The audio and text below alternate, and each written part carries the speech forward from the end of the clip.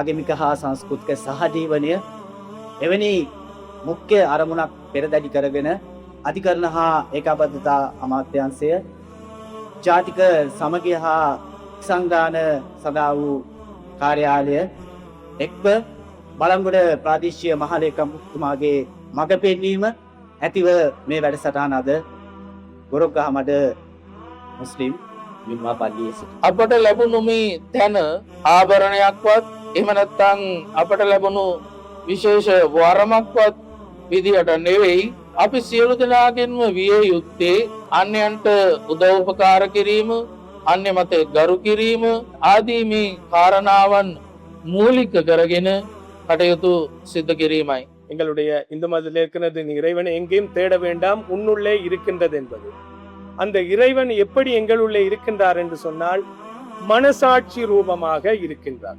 நாங்கள் எப்பொழுதுமே சொல்வார்கள் மனசாட்சி படி வேலை செஞ்சா நல்லம் அப்படின்னு இல்லையா? ஆனால் அதை சொல்வதை நாங்கள் கேட்காமல் விடும் பொழுதுதான் நாங்கள் மார்க்க முறையிலே பாவங்களை சேர்க்கின்றோம், சில பொய்களை சொல்கின்றோம், அதனாலே பல பிரச்சனைகளுக்கு உள்ளாகி விடுகின்றோம்.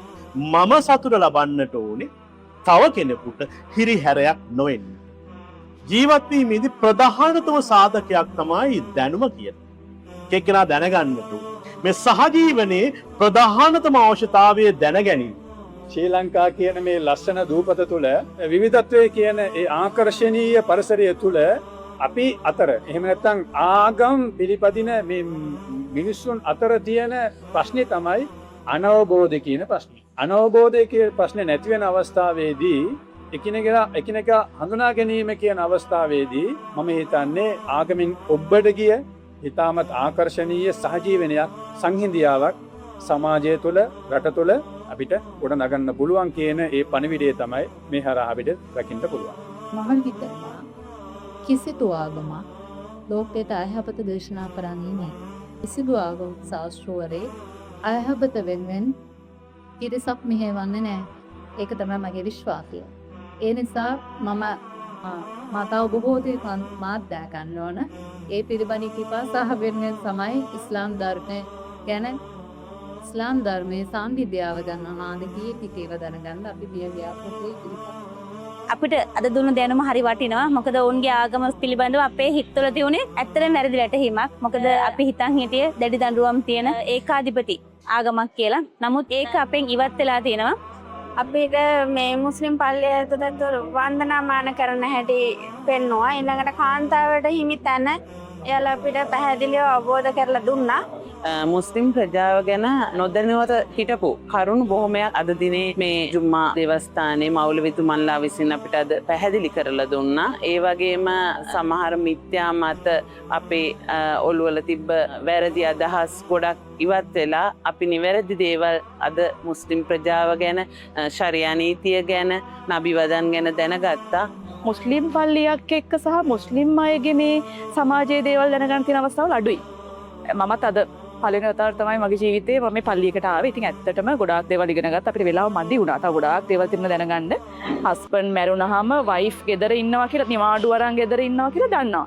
නමුත් ඒකේ ජීව විද්‍යාත්මක පදනම අද තමයි හරියටම දැනගත්තේ. ඒ වගේ දේවල් ගොඩාක් ඉගෙන ගත්තා. තව අපිට ඉගෙන ගොඩාක් තිබුණා දැනගන්න ටයිම් තිබුණේ නැහැ. ඒවත් දැනගන්න තිබුණා නම් හොඳයි. பானு சொல்றது வந்து மக்களை அழைப்பதற்குன்னு எனக்கு தெரியாது. நான் நினைச்சேன் அதுதான் நீங்க ஓதுறது அப்படின்ட்டு அதன் மூலமா தான் கடவுளை கும்பிடுறீங்க வழிபடுறீங்க அப்படின்னு நினைச்சேன். ஆனா அது இல்லை, அது ஒரு தகவல் தான் நீங்க கொடுக்குறீங்க. வழிபாட்டு முறை வேற அப்படிங்கறது இங்க வந்தோன்னு தான் உணர்ந்தேன். විශේෂයෙන්ම පල්ලියට ගෑන් කට්ටියට යන්න බෑ. එහෙම මතයක් තිබුණා නේද? ඉතින් අපි හිතුවා අපිට ඒව ඇවිල්ලා පල්ලිය ගැන විස්තර හොයාගන්න බැරුව ඇති කියලා.